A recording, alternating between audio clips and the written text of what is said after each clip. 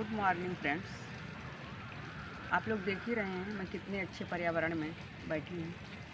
आज विश्व पर्यावरण दिवस है, इसलिए सबसे पहले मैं आपको विश्व पर्यावरण दिवस की हार्दिक शुभकामनाएं देती हूँ। और आशा है आप सभी लोग गर्मी से त्रस्त होंगे और एसी की बिजली के बिल से पस्त होंगे और एसी की हवा से मस्त जीवन व्यतीत कर रहे होंगे। लेकिन क्या कभी हमने सोचा है कि एसी की हवा जो हम ठंडक हमको प्रतीत होती है, ये कितनी खतरनाक है हमारे लिए। बिजली का बिल तो बढ़ाती ही है और हमारे शरीर की रक्त वाहिकाओं को भी सिकोड़ देती है, जिससे हमें माइग्रेन, सिर दर्द, चक्कर आने की समस्याएं उत्पन्न हो जाती हैं। और बहुत सी ऐसी चीज़ें मैं आपसे साथ साझा करना चाहती हूँ, जो थोड़ा सा मैं पढ़ के बताऊँगी, क्योंकि सारी चीज़ों को एक साथ याद करके बोलना मुश्किल है।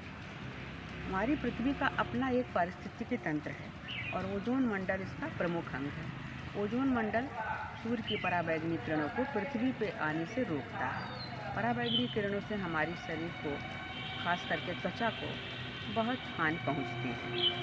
तो इन मानव जनित क्रियाकलापों से बहुत सारे काम हम ऐसे करते हैं जिससे ओजोन छिद्र बढ़ता ही जा रहा है और पराबैंगनी किरणें पृथ्वी पर बहुत ज़्यादा पड़ रही हैं। प्लास्टिक का दैनिक जीवन में उपयोग बढ़ता जा रहा है, जिससे माइक्रोप्लास्टिक खून के जरिए पूरे शरीर में फैल रहा है। अंधाधुंध वनों की कटाई हो रही है। क्यों? क्योंकि हमको शहरीकरण बहुत पसंद है और शहरीकरण तभी होगा जब हमारे पृथ्वी पर से पेड़ कटेंगे, जंगल कटेंगे, तभी हमको घर बनाने के लिए ज़मीनें उपलब्ध होंगी। प्राकृतिक रूप से भीषण आग भी वनों को क्षति पहुंचा रही है।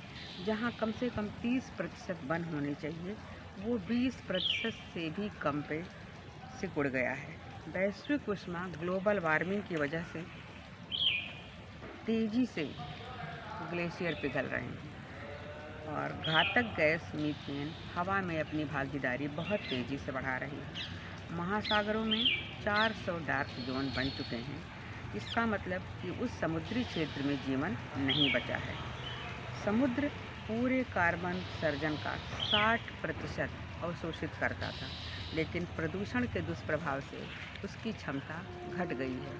ये हमारे जीवन के लिए कितना घातक है, इसको हम सोच नहीं पा रहे हैं। हम तो केवल भौतिक सुख सुविधाओं के पीछे भाग रहे हैं, लेकिन उसका दुष्प्रभाव हमारे व्यावहारिक जीवन पर कितना पड़ रहा है, इससे हम बिल्कुल अनजान हो चुके हैं।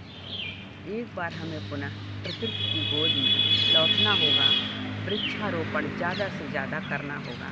कभी आपने सोचा है कि नीम के पेड़ के नीचे जब हम बैठते हैं तो हमें कितनी ठंडक महसूस होती है? वो ठंडक आपको एसी नहीं दे सकती। तो इन्हीं सब चीज़ों के साथ हम आपसे एक बार फिर से गुजारिश करेंगे कि ज़्यादा से ज़्यादा वृक्ष लगाइए और पृथ्वी का जो है धरा का पोषण करिए, प्रदूषण को कम करिए। इसी के साथ विश्व पर्यावरण दिवस की हार्दिक शुभकामनाएं एक बार फिर से आप लोगों को बहुत बहुत बधाई।